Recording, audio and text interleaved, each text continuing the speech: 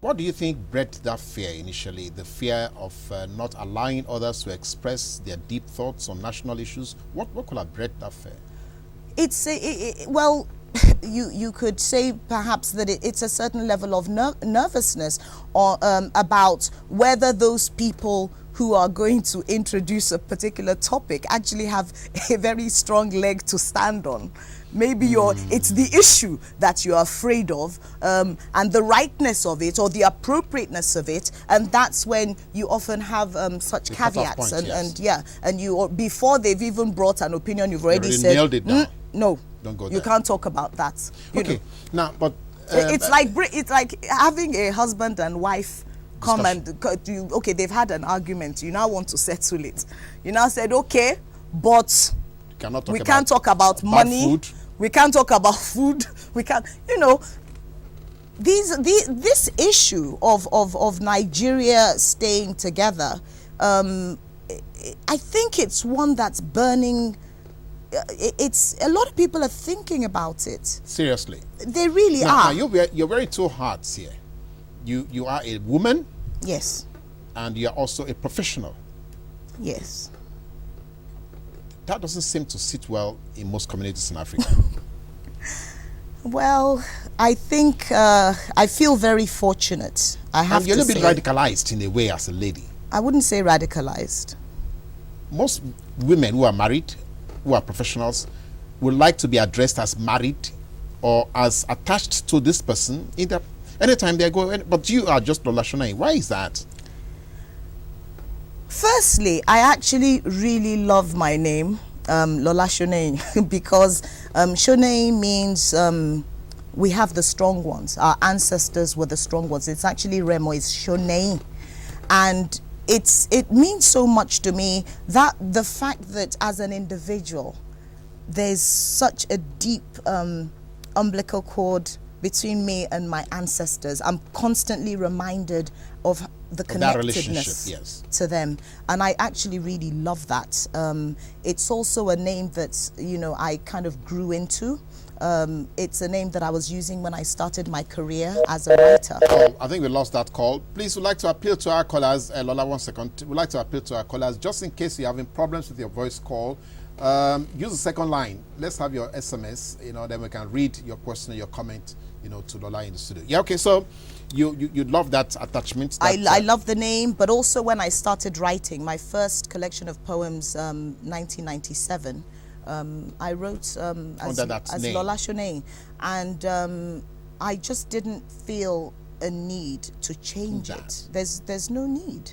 I feel very lucky also to be married to someone who's so confident and so secure in himself that it's just not an issue for him, but also someone who doesn't see me as his property. I don't, the whole history of Mrs. this and Mrs. that, it's not our No, but culture. you cannot say that is not African. It's not African? You mean African progenitors didn't have any claim on their wives? Did they? So before, who introduced the whole idea of Mr. and Mrs.? What were we before Mr. and Mrs.? Ogbeni and was there Mrs.? What was the title? Can you now think that's of an issue anything? that you may have to go and write about. Now, let's bring this on. I would like to see a situation where this will be part of what we can discuss at this conference. You think we'll have a chance to discuss things at the conference? Absolutely. Absolutely. We have to discuss everything. It's a space where African intellectuals can come and talk about issues that are important to Africa. And of course, people who say things like homosexuality is un-African, they will have to also have a chance to speak on this. Well, they will have to speak, but they will also have to they'll have to beg to be admitted.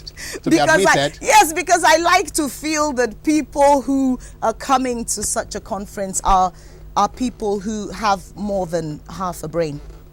People have to, but that would be presumptuous if you won't allow them to speak their minds. You already have.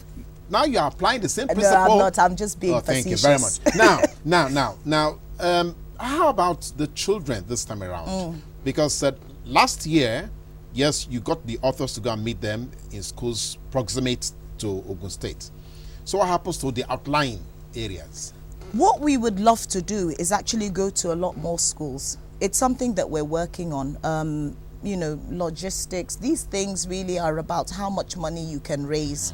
And that's the truth. We had an extremely generous financial support from the World Bank, from Ogun State government, Ekiti State government, Shell. That was in the last edition. Yeah, this is the last edition. Then are they continuing with that? Are you hoping that? I hope so. Yeah, I hope so. You see, one of the great things I think that we achieved was we got the state governors, Ogun State and Ekiti State, to sponsor 100 undergraduates to the festival, and with 2 million naira, what we did was we said each of these students, 200 of them, 100 from each state. Yes. See, they just had to apply online. Yes. And then they were confirmed and they were invited. Each of them got 20,000 naira worth of books. So they would just come to our big bookstore, choose whatever books that they wanted to the value of 20,000 naira. Each? Yeah. Hello, good morning. Oh, we lost that call again. Kindly please listen to our appeal. If your voice call is not going through, try and use the second line, send an SMS message. We'll have it in the studio, and then Lola can react to your comment or your position. Now, but have you made any appeal now for the next edition, you know, to see how you can then extend it to yes, other states, schools, for instance, because you know our undergraduates, even I suffered that when I was at the Ogun State University. You want to try something new. Yeah, and there is you know, you want to study a book that nobody's worked on before and be the first. And I did my thesis was on Toni Morrison, the African presence in Toni Morrison's fiction. Yes. And I remember I had to get my brothers who were abroad to send the books to me because they simply weren't available. And it's for scholarship. You know, you need kids to see what's out there, the current stuff that will interest them. Exactly. They need to take risks. And I thought it was a brilliant thing. And so many children have written us, students, undergraduates, adults now, have written to us to say, you know what, thank you so much for that experience. This changed my life. You know, I'm so excited about my education now. So we're hoping that we can kind of make sure other state governors or governments have access to that opportunity of sending some of their undergrads to the festival. Also, they had the opportunity to sit in on any talk, any panel discussion, any book chat. So you could say, I'm going to study Tejuko.